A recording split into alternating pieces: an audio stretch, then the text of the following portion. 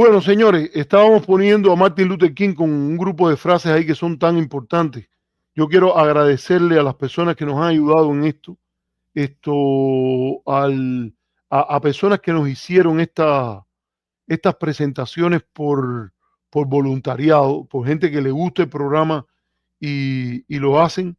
Y yo creo que aquí hay que recordar, por ejemplo, yo le voy a preguntar si él quiere que yo lo mencione, porque también con estas cosas, es que este programa lo persiguen, aunque ustedes crean que no, aquí este programa lo persiguen y empiezan a decir cosas, y entonces, bueno, ustedes ven, mismo lo ven en los comentarios, hay alguien ahí que dice que es de migración y que dice que habría que deportarme por comunista, lo cual no tiene que ver ni siquiera con las leyes de inmigración en los Estados Unidos.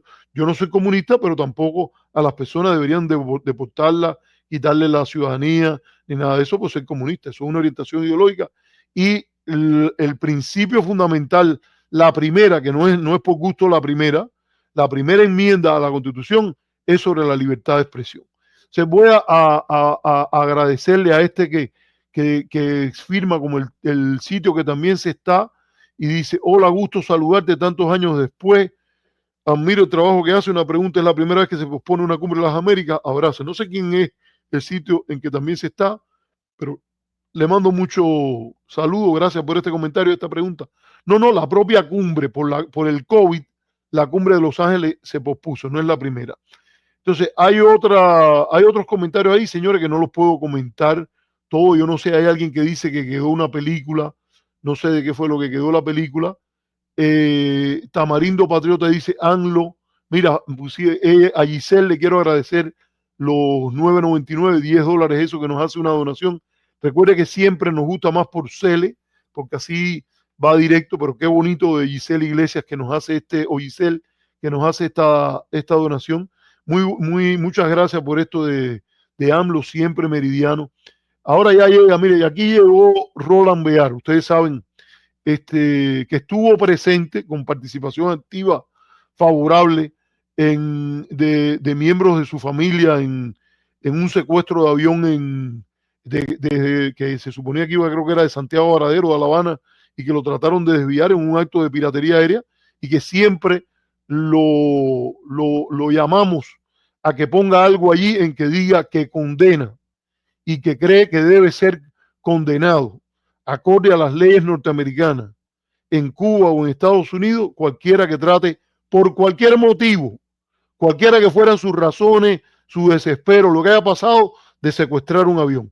No lo estamos acusando de que fue que lo secuestró, pero queremos, por ejemplo, una cosa. Tú estuviste en un momento histórico tan importante que hasta lo has contado. Proclámate, manifiéstate en contra de la piratería aérea que tanto daño le ha hecho a Cuba, a Estados Unidos y a Israel, que es un país que tú y yo esto queremos por nuestra condición judía. Así que fíjate, es un acto de justicia cuando quieras. Yo sé que yo te lo digo todas las veces y a ti te cuesta trabajo ponerlo ahí. La piratería aérea es un delito de lesa humanidad. Los involucrados en él merecen el castigo mayor y cualquiera que se envuelva en eso debe ser juzgado según las leyes del país donde es capturado o deportado. No importa la razón que argumente al país donde el secuestro tuvo lugar. Esto tiene que ver también con el terrorismo, la piratería aérea. Fue un acuerdo incluso contra el secuestro de aeronaves que lo firmó nada más y nada menos. Fue el único acuerdo que firmó el presidente Richard Milhouse Nixon, uno de los presidentes más inteligentes pero también de los macartistas más fieros que tuvo este país. Así que mencionaba, ya tú sabes la solución que tiene.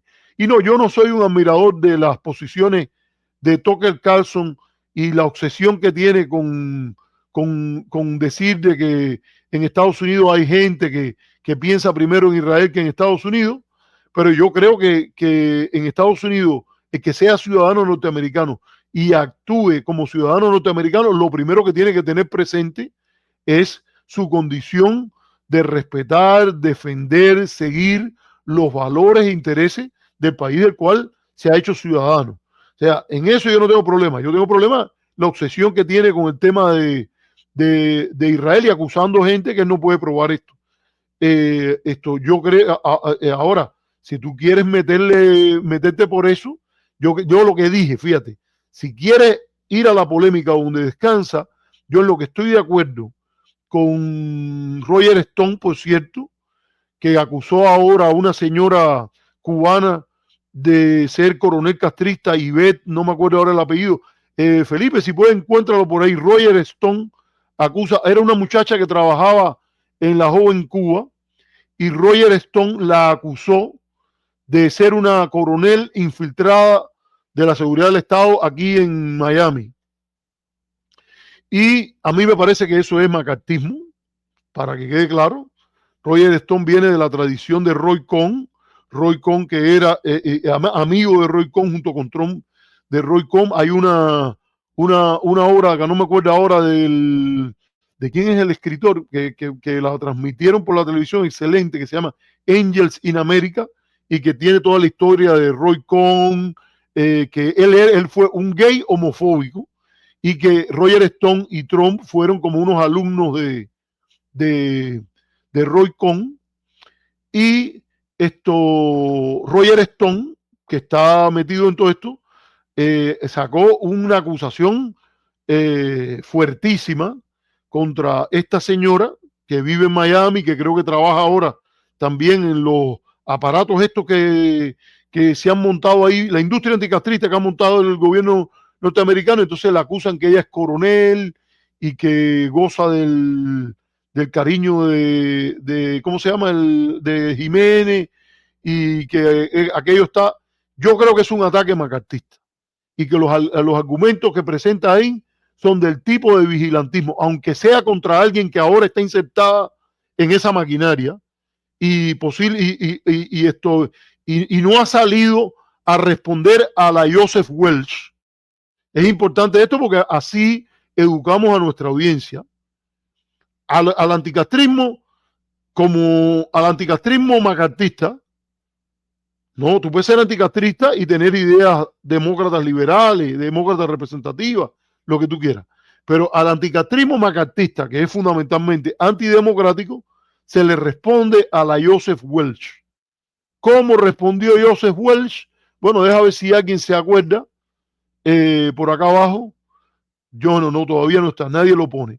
Pero yo lo voy a recordar porque viene de la película. Yo recuerdo haberlo visto, el corto, en la película Good Night and Good Luck, y hay un documental sobre eso. Se le responde: have you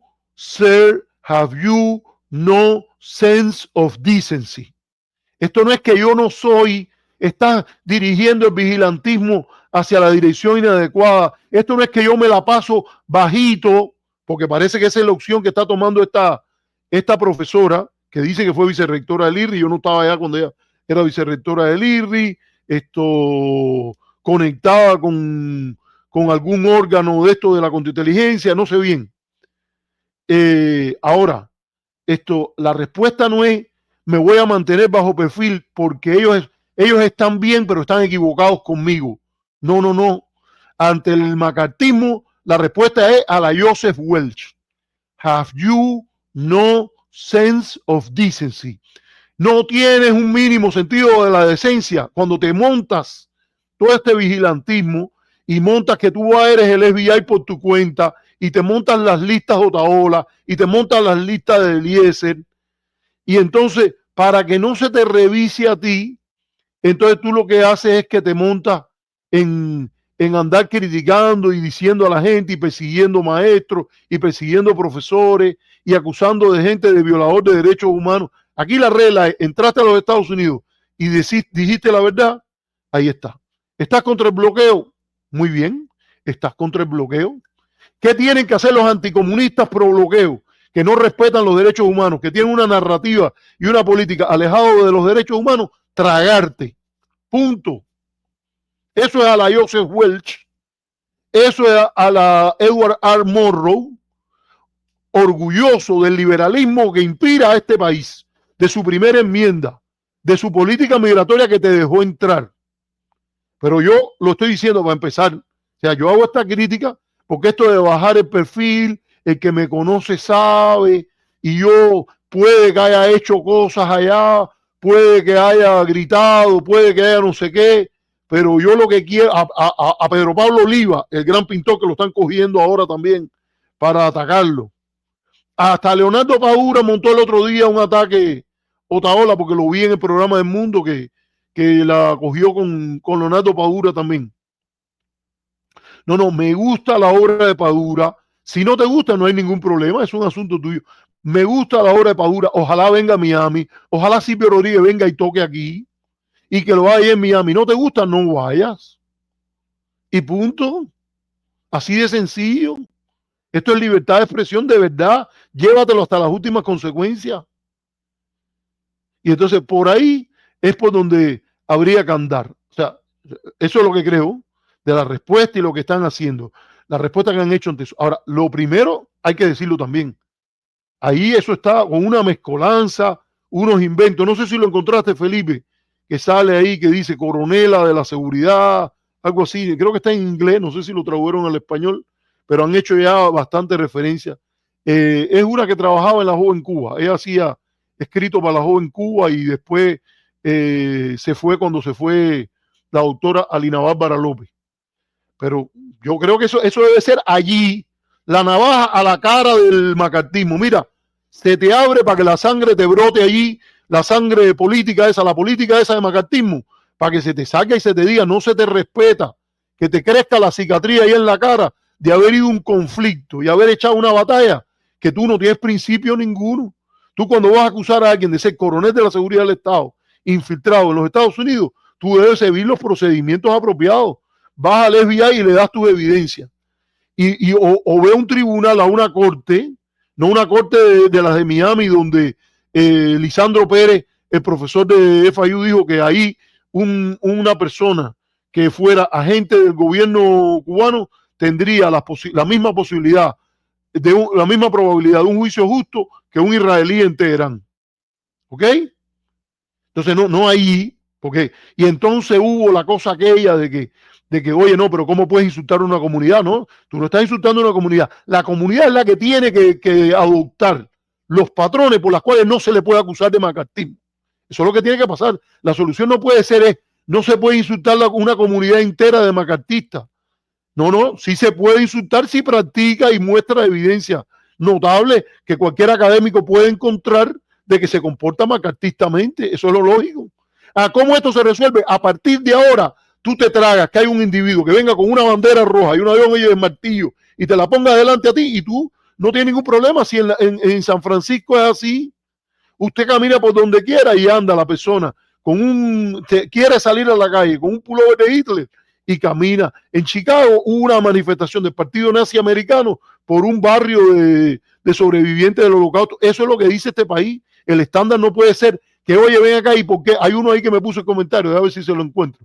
Voy a salir ya de que todavía no he puesto todavía el planteamiento. O sea, Felipe, no ha llegado Mendive, pero la vuelta es la siguiente. Si él no condena en principio, que todo, fíjate, tiene que ponerlo así, todo secuestro aéreo merece un ejemplar castigo.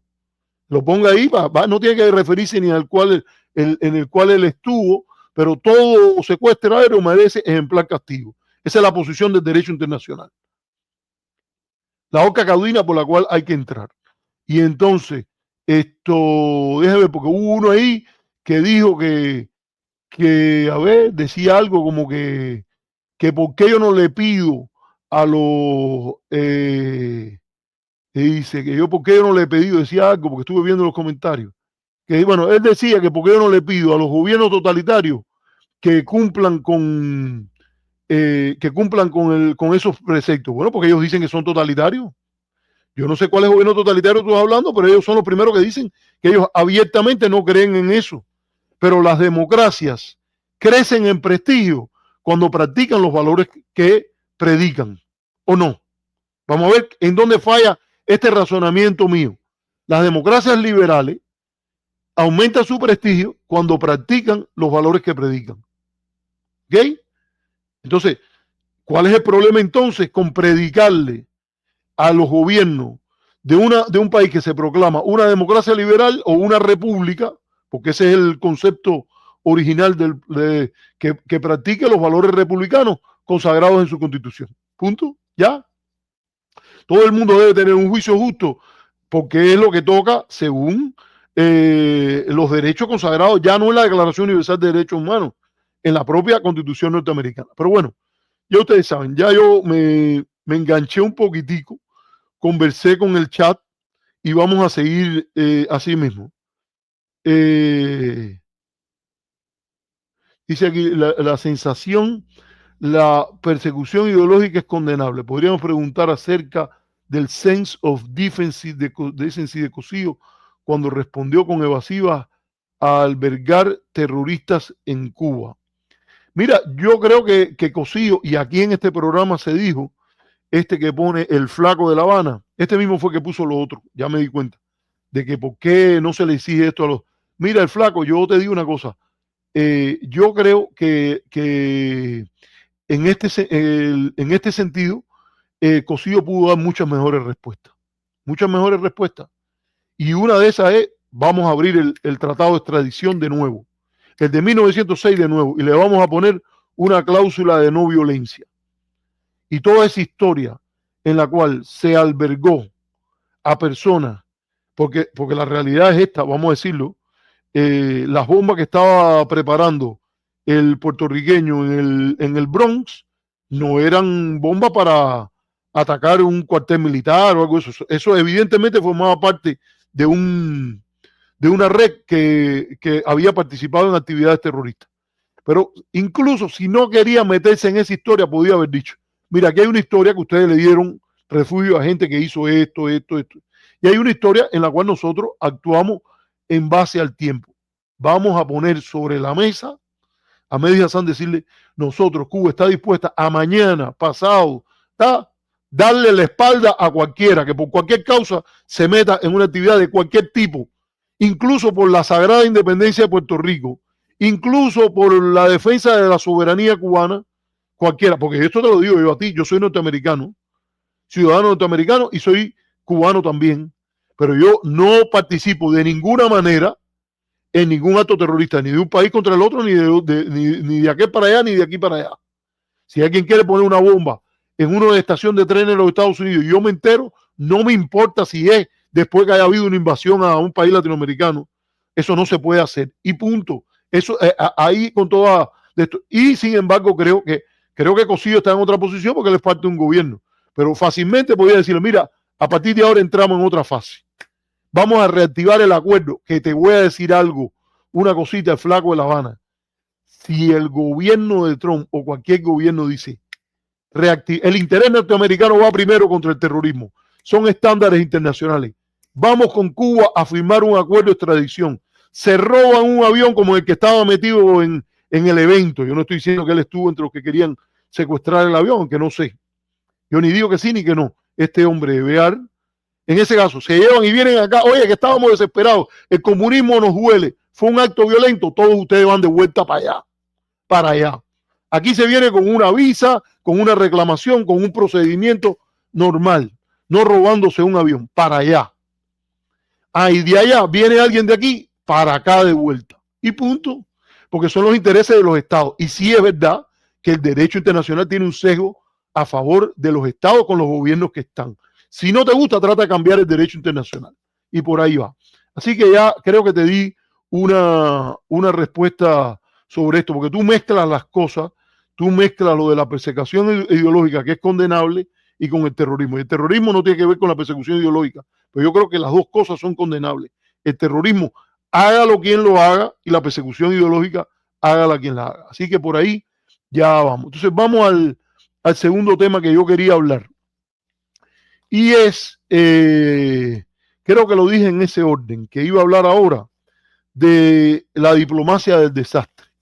Ha pasado de nuevo una catástrofe importante en Cuba con esto del huracán Melissa y ahí hemos visto que de nuevo hay una posibilidad de que a través de la diplomacia del desastre, de la idea de que Estados Unidos haga algo para ayudar a Cuba, al oriente cubano que está en una situación tan difícil, tan desastrosa, pueda aparecer de ahí una mitigación de la hostilidad, difícil de esperar cuando uno lee, por ejemplo, el artículo de Leo Grande que dice, no, Cuba está en la mira también, esto no es Venezuela, a Cuba la tienen en la mira.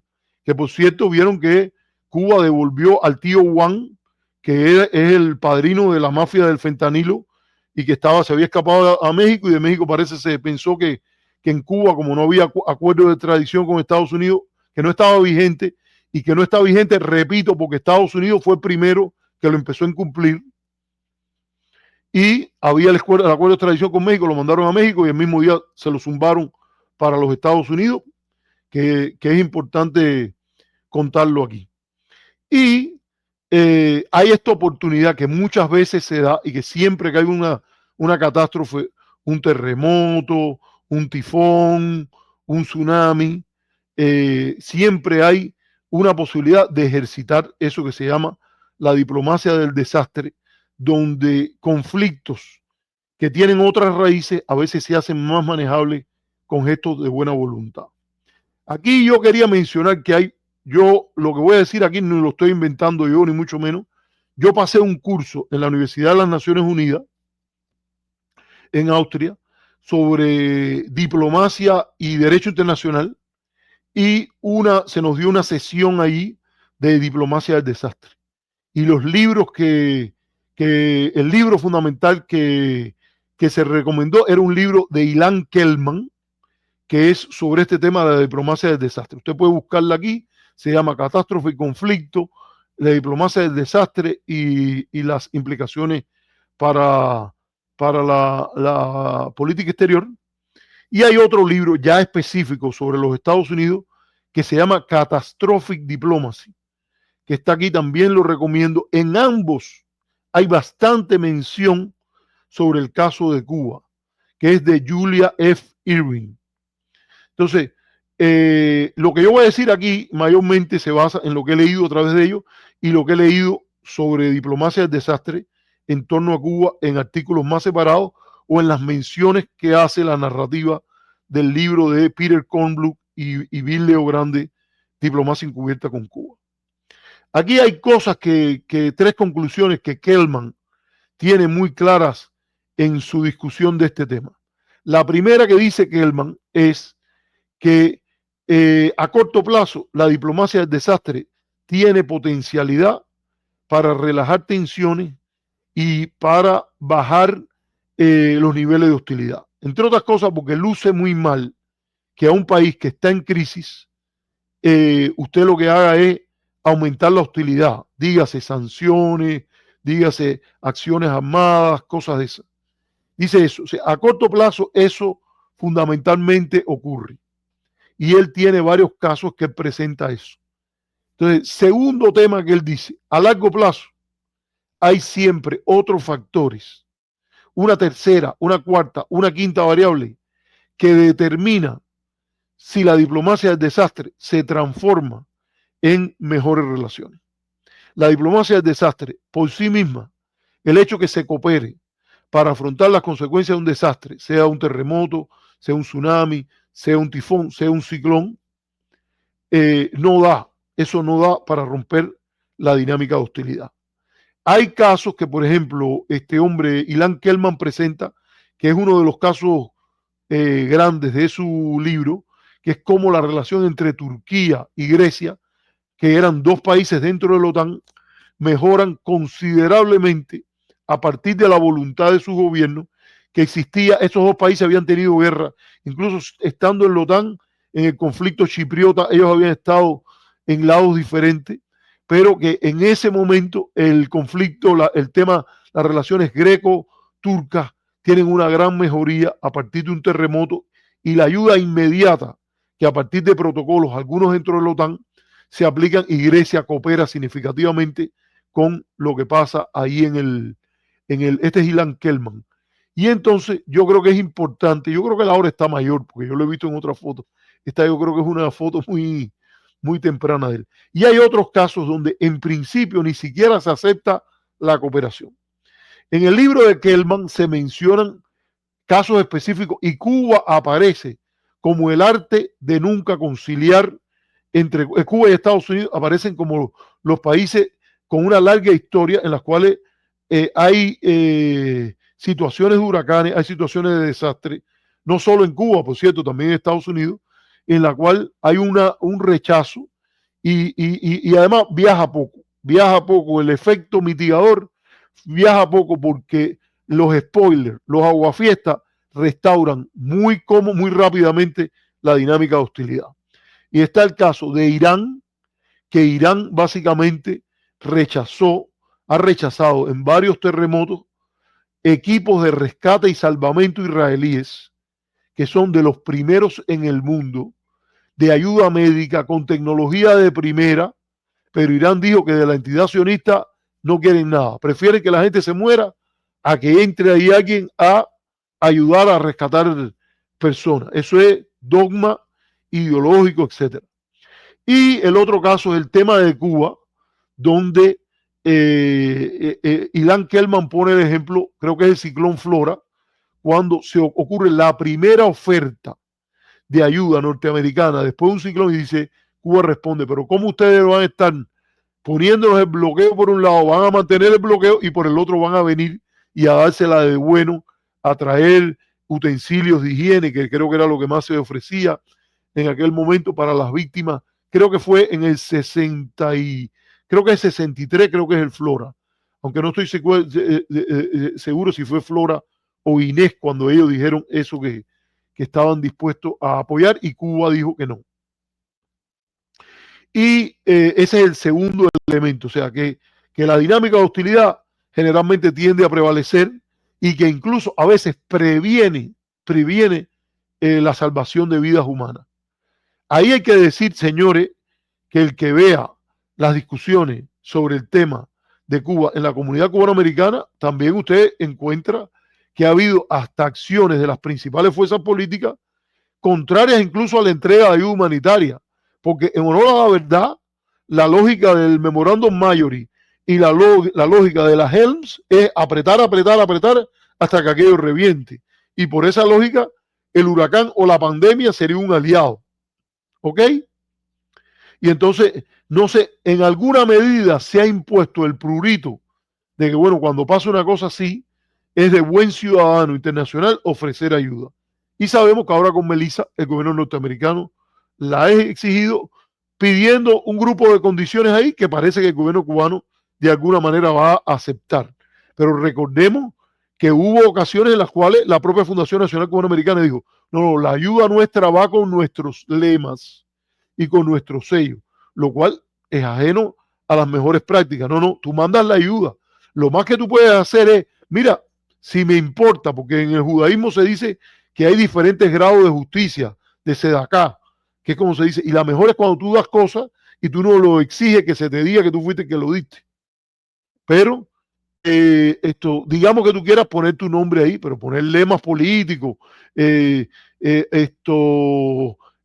comunismo nos divide, todos somos hermanos, eso no te van a ponerlo ahí. Esa hora lo que tiene que hacer es mandar los mosquiteros, mandar las planchas para que se para que se restauren los techos, ese tipo de cosas. Es de un lado y del otro. A mí me parece que es importante decirlo. Y Kelman estudia varios casos en el tema de Cuba, donde a veces se logra, a veces no se logra, a veces hay elementos de asistencia, alguno creo que es en la época de Clinton, no recuerdo ahora bien, después hay en la época de Bush, creo que está el huracán Ike, el huracán Michelle, el huracán Wilma, y como por ejemplo Cuba había dicho que no iba a comprar ninguna comida en los Estados Unidos, y eso contribuyó a abrir el mercado de venta. Esto no es un comercio humanitario como debería ser, esto no tiene los estándares de derechos humanos, pero permite la venta. Había una legislación, Fidel Castro había dicho que Cuba no iba a comprar un centavo en esas condiciones, pero terminó por comprar, y una de las razones fue que dijo, el país tiene una situación tan difícil por el tema del huracán, y de allí el gobierno americano dijo, bueno, compra. Y el gobierno cubano dijo, vino y compró, y ahí se creó unas compras, no un comercio, a Estados Unidos que fue importante. Esos eran los dos primeros. Recuerden que le dije, primero, a corto plazo puede jugar un papel mitigador. El segundo elemento es, a largo plazo, eso no calza un proceso de acercamiento entre países. Y el tercer elemento, que es básico al entender la obra de Kelman, es que cuidado cómo das la ayuda, cuidado qué haces con la politización de la misma, porque lo que puedes hacer es agregar injuria al insulto cuando manejas mal la diplomacia de la entrega de las ayudas.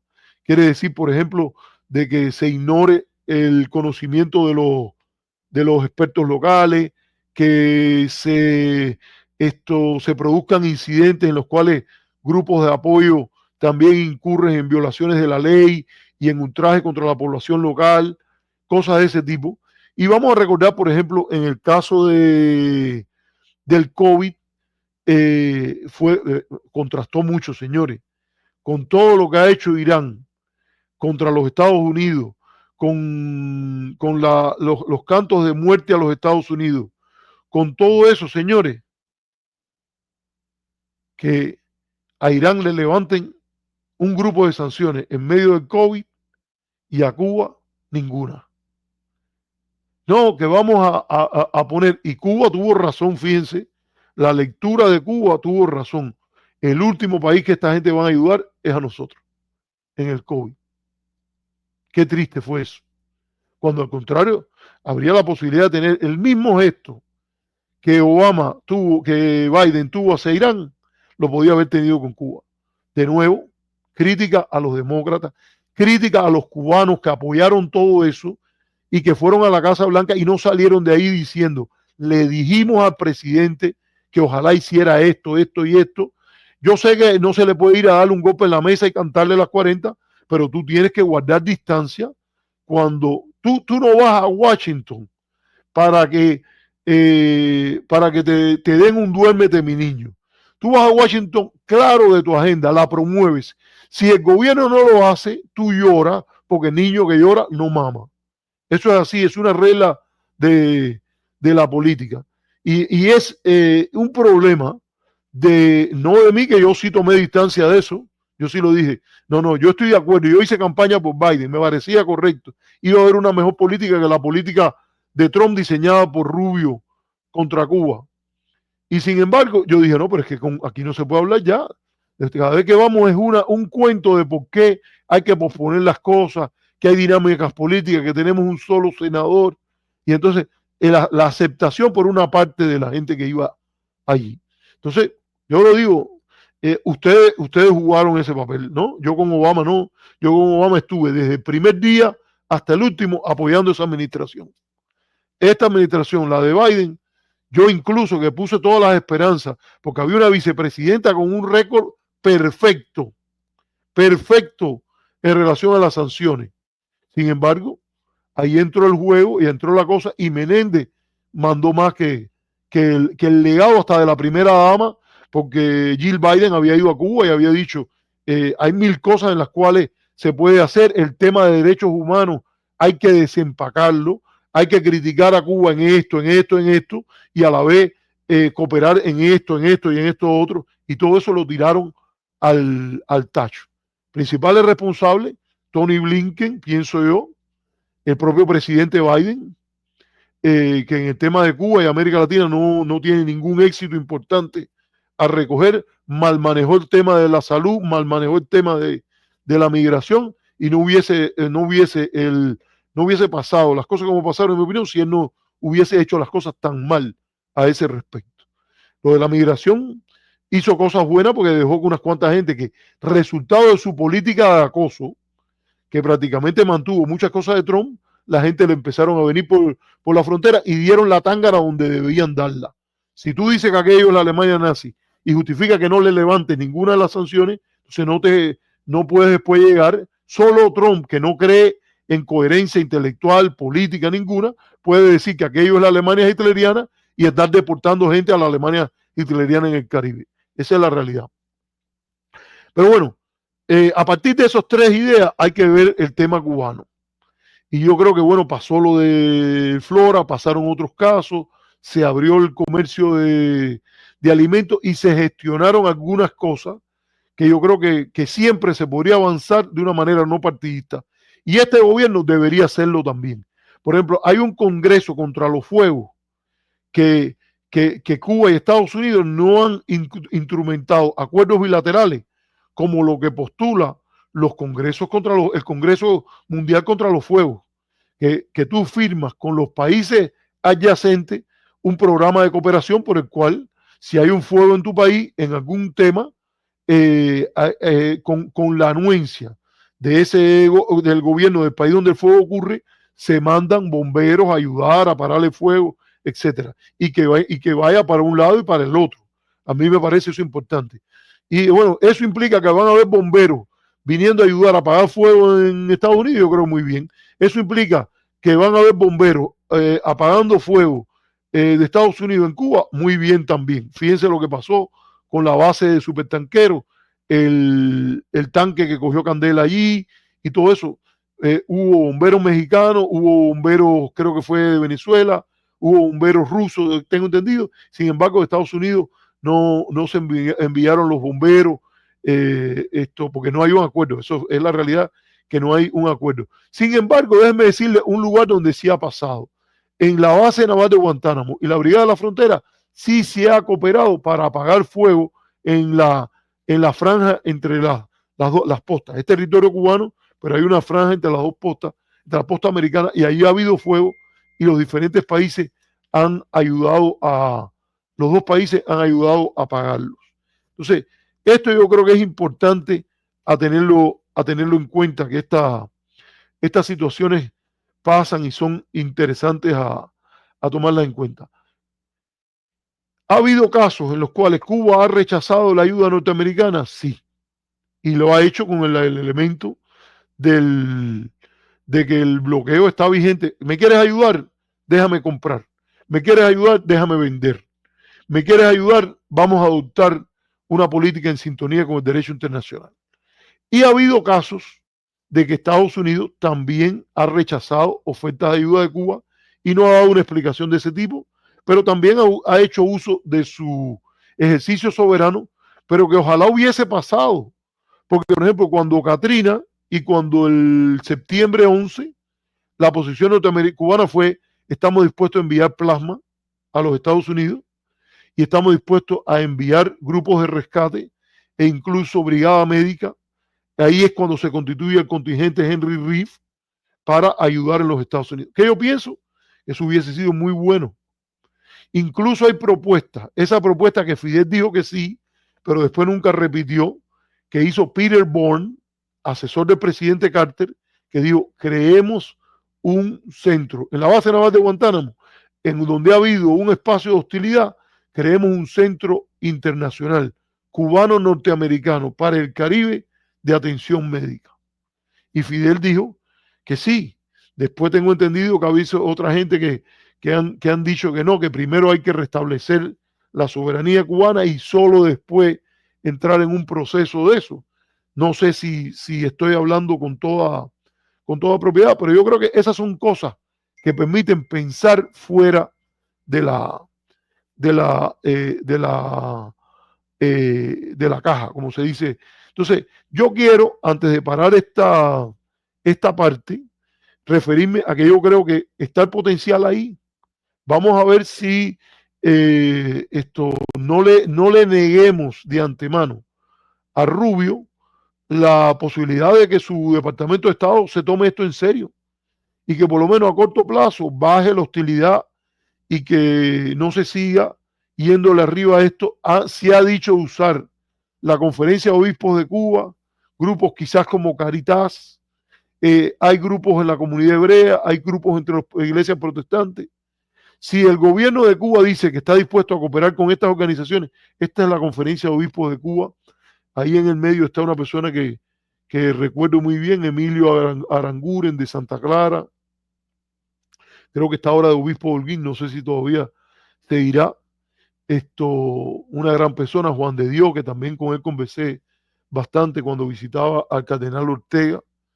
Hay otros ahí. Y bueno, la idea es utilizar esos otros espacios, terceros actores de la sociedad civil. Es bueno que esos terceros actores actúen con responsabilidad, no se presten a ningún partidismo. en relación a esta ayuda, hay una situación de conflicto internacional que la guía de la posición de los obispos y la guía de las posturas en la sociedad civil sea la norma internacional, las buenas prácticas de asistencia humanitaria. No le pidan a nadie algo para favorecer al que tenga el poder, y promover que de esto quede un legado que sirva para el día que se pueda salirse de los aguafiestas y mover la relación a una manera distinta, que eso pueda seguir su curso. Me gusta, espera un poquitico, bájalo ahí un poquitico, porque la parte, quiero leer